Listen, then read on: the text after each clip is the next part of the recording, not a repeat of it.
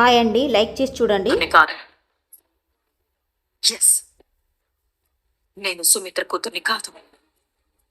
ఇదే కదా మీరంతా కలిసి ప్రూవ్ చేయాలనుకుంటుంది. మీకు చిన్న కథ చెప్తాను. నీ కథలకు నమస్కారం నాన్న. ముగింపు లేని నీ కథలు వింటుంటే నాకు మర్చిపోతుంది. కథలకే మర్చిపోతే నిజాల పరిస్థితి ఏంటి? ఏం లేదు. అంతా అయిపోయింది.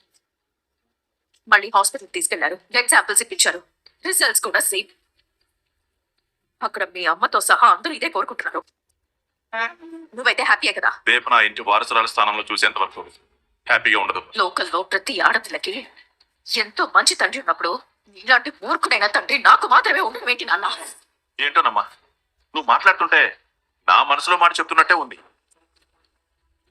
రేపని కూతురుగా పొందిన అన్నయ్య అదృష్టం, రేపని పెంచిన కుబేరు అదృష్టవంతుడు.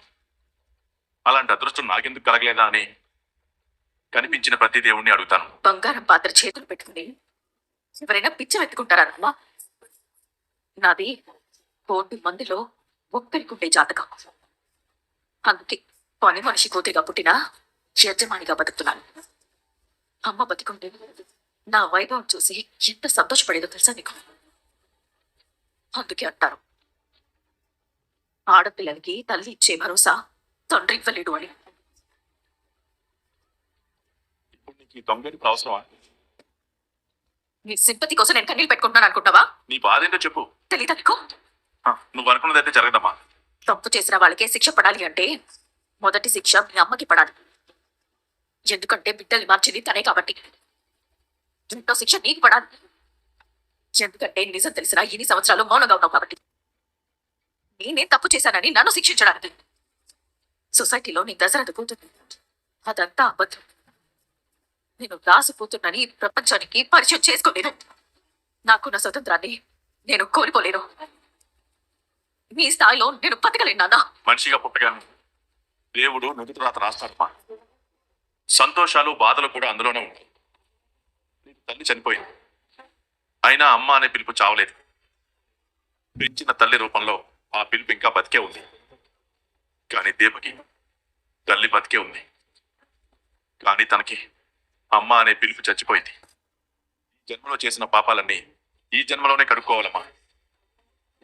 గోదావరిలో మునిగితేనో గంగాజలం చల్లితేనో ఈ పాపాలు పోవు. దూరమైన బిడ్డని మళ్ళీ ఆ ఇంటికి చేర్చాలి. అమ్మా నాన్న పిలుపులు కూడా లేకుండా బ్రతుకుతున్న దీపకి అమ్మా నాన్ననివ్వాలి.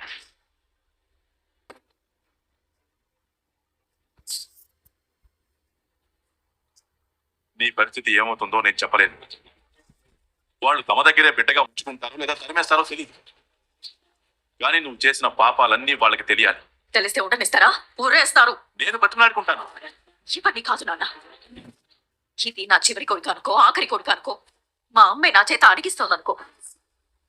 ప్లీజ్ నాన్న, నువ్వు నన్ను కాపాడు. నువ్వే నన్ను కాపాడగలవు. ఒక్కసారి ఆలోచించు. భార్య చనిపోయింది, కూతురి నువ్వే చెప్తావా? నీ చేతులు ఇలాంటి పాపాలు చేయలేవు. నా తల్లి కళ్యాణి నేను క్షమించదు నాన్న. ప్లీజ్ నాన్న, నన్ను సేవ్ చేయి. ఇంతకు మించి నేనేం చెప్పలేను. అమ్మా జ్యోత్స్న, నువ్వు నా కూతురుగానే ఉంటావు. అది ఎప్పటికీ జరగదు నాన్న, జరగదు. నువ్వు ఇంత మానవు. నీకు ఇచ్చిన టైం అయిపోయింది. నిజం తెలియవలసిన టైం వచ్చింది. రోజులు కాస్త ఇక లెక్క పెట్టుకోవాల్సింది గంటలే. అడుగుతుంటే మాట్లాడవేంటి చిన్నమ్మా? ఇంట్లో ఏమైనా గొడవ జరుగుతుందా? అలాంటివేం లేవక్క.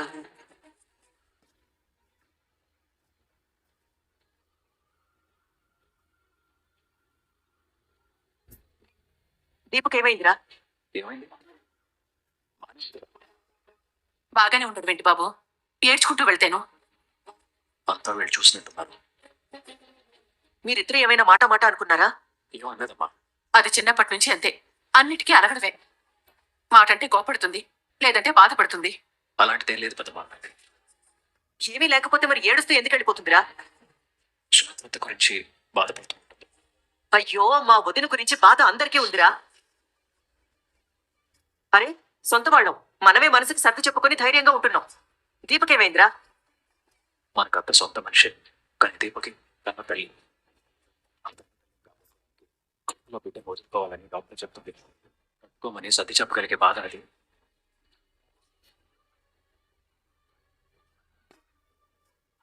వదిలేస్తే అది అలాగే కూర్చొని ఏడుస్తూ ఉంటుంది. వీళ్ళు భోజనం అన్న చేస్తుంది. కొన్ని విషయాల్లో అది మొండి చెల్లెమ్మ. కడుపుతో ఉన్న ఆడవాళ్లు తొందరగా భోంచేసి తొందరగా పడుకోవాలి. తన ఆరోగ్యం గురించి కాకపోయినా బిడ్డ ఆరోగ్యం గురించైనా ఆలోచించాలి కదా. పెద్దమ్మా, ప్లేట్లో భోజనం పెట్టి తీసుకురా.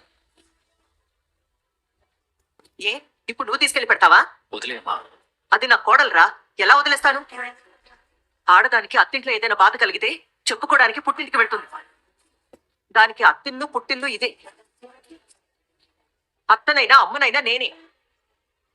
పెట్టేది కొట్టేది కూడా నేనే కదరా. కార్తిక్ బాబు, నువ్వు ఆగక్క. నేను ఇస్తానమ్మా. శౌర్య, శౌర్య, ఒకసారి ఇలారా. ఏంటి నానమ్మా? నువ్వు వెళ్ళి మీ అమ్మకి భోజనం ఇచ్చి తినమను. అమ్మకేమండి? అబ్బా, ఏమీ కాలేదులేవే. ముందు నువ్వు తీసుకెళ్ళు. అలాగే.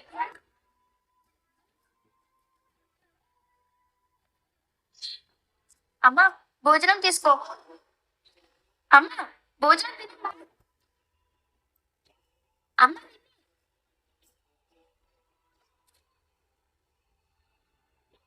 ఎందుకు తెచ్చావమ్మా? నానమ్మ తీసుకెళ్ళండి. తినమ్మా. నేను తర్వాత తింటాను, నువ్వు తిను. లేదు, నువ్వే తినమ్మా.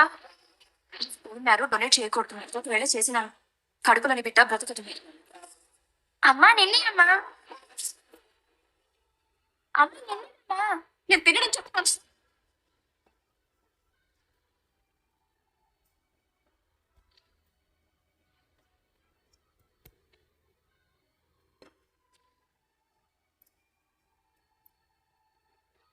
తిను తిను అంటావేంటి? తినకపోతే నేను చచ్చిపోతానా? దీపా,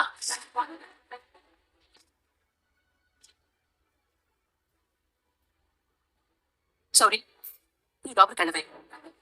అమ్మ తిట్టింది. ముందు నువ్వు లోపలికి వెళ్ళు. ఏమైంది నీకు?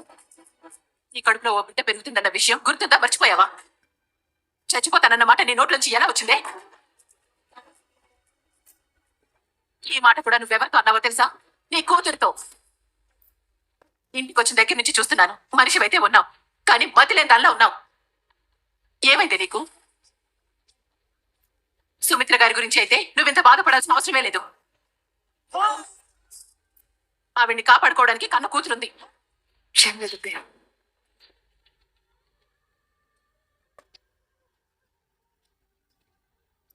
నేను తీస్తాను, నేను తీస్తాను.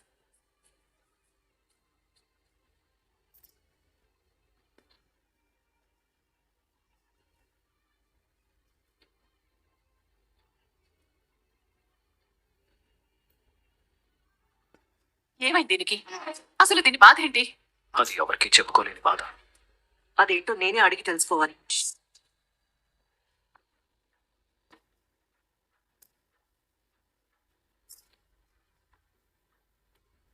జ్యోత్స్న,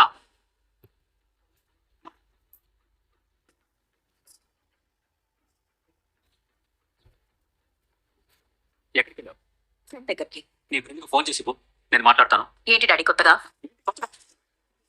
నువ్వేం చేస్తున్నావో నీకు అర్థమవుతుందా? దశరథ, ఏమైంది దశరథ? పేరెంట్స్ ఇచ్చిన ఫ్రీడమ్ ని పిల్లలు గ్రాంటెడ్ గా తీసుకోకూడదు. దాన్ని రెస్పాన్సిబిలిటీగానే తీసుకోవాలి. అలా తీసుకోకపోతే తీసుకునేలా చేయాల్సిన బాధ్యత తండ్రిదే. బయటికి వెళ్ళేటప్పుడు మీతో చెప్పి వెళ్ళలేదు. అదేనా నేను చేసిన తప్పు? అదేమైనా చిన్న తప్ప? దశరథ, కూతురు మీద అంత గట్టిగా అరుస్తున్నావేంటి? చెప్పకుండా అది తప్ప అని అడుగుతుంది. తప్పా కాదా? నువ్వు చెప్పు పిన్ని. అంటే జోస్న ఎప్పుడు వెళ్తూ ఉంటుంది కదా. ఎప్పుడు వెళ్ళడం వేరు, ఈ రోజు వెళ్ళడం వేరు. దీపక్ అత్తకి ఇంటికి వెళ్ళారు, నేనేమో రెస్టారెంట్కి వెళ్ళాను. నాన్నేమో చెల్లి వాళ్ళ ఇంటికి వెళ్ళాడు. సుమిత్రని ఎవరు చూసుకుంటారు? నేనున్నాను కదా. నీరసంగా ఉందని నిద్రపోయింది. సుమిత్రని లేపి తినడానికి ఏమైనా పెట్టావా పిన్ని? లేదు. టాబ్లెట్స్ టైం టు టైం ఇవ్వాల్సిందే. ఇచ్చావా పిన్ని? అంటే పడుకున్న మనిషి టాబ్లెట్ ఏం వేసుకుంటుంది అని ఇవ్వలేదు. ఇలాగైనా మనిషిని చూసుకోవడం? నువ్వు బాగు నాన్న, తప్పు పిన్నిది కాదు, నా కూతురుది. ఎవరు లేనప్పుడైతే ఎవరో ఒకరు చూసుకోవాలి. జ్యోత్స్నని ఇంటి దగ్గర డ్రాప్ చేసే కదా నువ్వు చెల్లి వాళ్ళ ఇంటికి వెళ్ళావు. అప్పుడు జ్యోత్స్న ఏం చేయాలి? వెళ్ళి వాళ్ళమ్మని చూసుకోవాలా లేదా? అవును దశరథ, నువ్వు చెప్పేది నిజమే. సుమిత్రని చూసుకోవాలి. కన్నతల్లి కంటే ఫ్రెండ్స్ ఎక్కువైపోయారు నీకు. నీ ఫ్రెండ్స్ కూడా ఇలాగే తయారవుతున్నారా? కనీసం వాళ్ళకైనా పేరెంట్స్ మీద ప్రేమ ఉందా? Daddy, shut up. నీకు అసలు మాట్లాడే రైట్ లేదు. ఇంట్లో ఎవరూ లేరు. ఆరోగ్యం బాగోలేని తల్లి గదిలో ఉంది. ఏం చెయ్యాలి? తల్లి దగ్గరకు వెళ్ళాలి, మాట్లాడాలి, టాబ్లెట్స్ వేయాలి. డస్ట్బిన్ లో కాదు, మీ అమ్మకి. డస్ట్బిన్ హెల్తీగానే ఉందమ్మా, కానీ మీ అమ్మే హెల్తీగా లేదు. నువ్వు ఇలాగే అంటావు డాడీ, కానీ అన్ని విషయాల్లో నన్ను దుమ్ము పెడతావు. పరాయిదాంలో చూస్తావు. పరాయిదానిలో చూసేవాడిని అయితే తల్లి బాధ్యత తీసుకోలేదేంటి అని ఎందుకు అడుగుతాను? మార్నింగ్ హాస్పిటల్కి వెళ్ళేటప్పుడు నాతో చెప్పి తీసుకెళ్లారా? అంత చెప్పకుండా తీసుకెళ్లాల్సిన అవసరం ఏంటి? మీ అమ్మ బ్లడ్ క్యాన్సర్ నుంచి రికవరీ అవ్వాలంటే దానికి నువ్వే సొల్యూషన్ అని తెలిసి కూడా ఈ ఇంట్లోంచి వెళ్ళిపోవడానికి ఎన్నిసార్లు ట్రై చేశావు? 2 సార్లు ట్రై చేశావు. ఫస్ట్ టైం బ్లడ్ శాంపిల్స్ నువ్వు సరిగ్గా ఇచ్చుంటే రిపోర్ట్స్ పాజిటివ్ గానే వచ్చేది.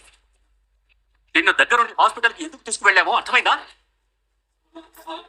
ఒకటి, నీకు ముందే తెలిస్తే రాకుండా ఆగిపోవడానికి ఏదో ఒకటి చేస్తావని. అక్కడ నువ్వు సరిగ్గా డాక్టర్కి కోఆపరేట్ చేయకుండా మరోసారి రిపోర్ట్స్ నెగిటివ్ వచ్చేలా చేస్తావని. మేము తోడుగా ఉండాల్సి వచ్చింది. నా మీద మరీ ఇంత నెగటివ్ ఒపీనియన్ పెట్టుకున్నాను డాడీ. మా ఫ్రెండ్ దగ్గర కూడా నమ్మి గురించి బాధపడ్డాను. ఏం నటిస్తున్నాను? తడుముకోకుండా అబద్ధాలు నటిస్తోంది. ఎవరి నా తల్లి చనిపోవాలని కోరుకుంటారా? నువ్వు కోరుకుంటున్నావేమో. ప్రసాద కోపంలో ఏం మాట్లాడుతున్నావు నీకు అర్థం కావట్లేదు. నాన్న, నువ్వు లోపలికి వెళ్ళు.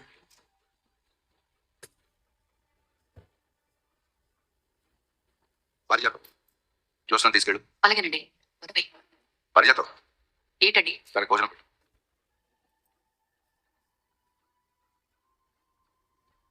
జ్యోత్స్న ప్రవర్తన దశరథలో మార్పు తీసుకొస్తుంది. ఇంకా ఈ బాధని ఎన్నాళ్ళు పడాలో. దేవా, షెంటుతయ్య, మీ అత్తగారు పిలుస్తున్నారు. దేనికే? నేను ఇప్పుడు పోయి దేనికి పిలుస్తున్నారని అడగానా? అంత కోపం దేనికే? నువ్వు చిన్నపిల్ల మీద అంత కోపం చూపించినప్పుడు నేను ఏమాత్రం కోపం కూడా చూపించకూడదా? ఈ మాట నువ్వు అన్నట్టు లేదు, మా అత్తయ్య అనిపిస్తున్నట్టు. ఆయన మీరు ఒకటి. ఆవిడకంటే నా బాధ్యత పెద్దది. ఎందుకంటే నేను నీ మేనత్తని కాబట్టి.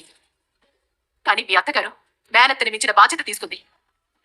పుట్టిన పసుకందుని ఎవరో బస్ స్టాండ్ లో వదిలేశారని మా తమ్ముడు చెప్పగానే ఇది దురదృష్టాన్ని నెత్తిరేసుకుని పుట్టింది అనుకున్నాను. కానీ కార్తీక్ బాబు నీ మెళ్ళ తాళి కట్టిన తర్వాత గంగాజలంతో గుడిని శుభ్రం చేసినట్టు నీ జీవితం పునీతమైంది. ఆగిపోయిన బ్రతుకు మళ్ళీ కదిలింది. ఆరిపోయిన దీపం మళ్ళీ వెలిగింది. అది కార్తీక్ బాబు దీపమైంది. దొరికిన బతుకుని పూల తోట చేసుకోక పనికిరాని మొక్కలని పెంచుతున్నావా? కలుపులా పెరిగిపోతున్న ఆలోచనలు తీసేవే. నా మనసులో ఏం లేదతే. అయితే వచ్చి మీ అత్తయ్యతో మాట్లాడు.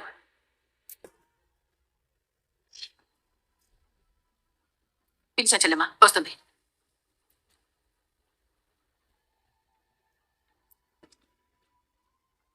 దీపా, ఒకసారి ఇలా రా.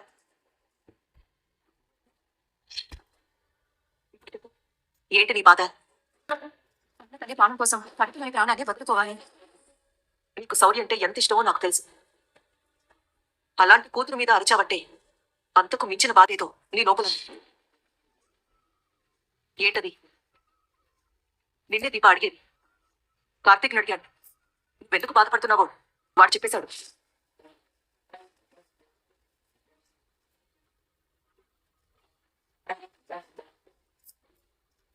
అంటే బాబా హాస్పిటల్లో జరిగిందంతా అత్తతో చెప్పేశాడు. దీప, వాడు చెప్తే కాదు, నువ్వు చెప్తే వినాలనుంది. బావేం చెప్పాడు? నువ్వు పడుతున్న బాధే చెప్పాడు. అమ్మా, దీపా, నువ్వు ఆగరా. నువ్వు చెప్పు దీప. బావ నిజం చెప్పేసిన తర్వాత నేను అబద్ధం చెప్తే అత్త ఏమనుకుంటుంది? అసలు బావ ఏం చెప్పాడు? ఇప్పుడు నేను అత్తకి ఏం చెప్పాలి? నిన్నే దీప అడిగేది.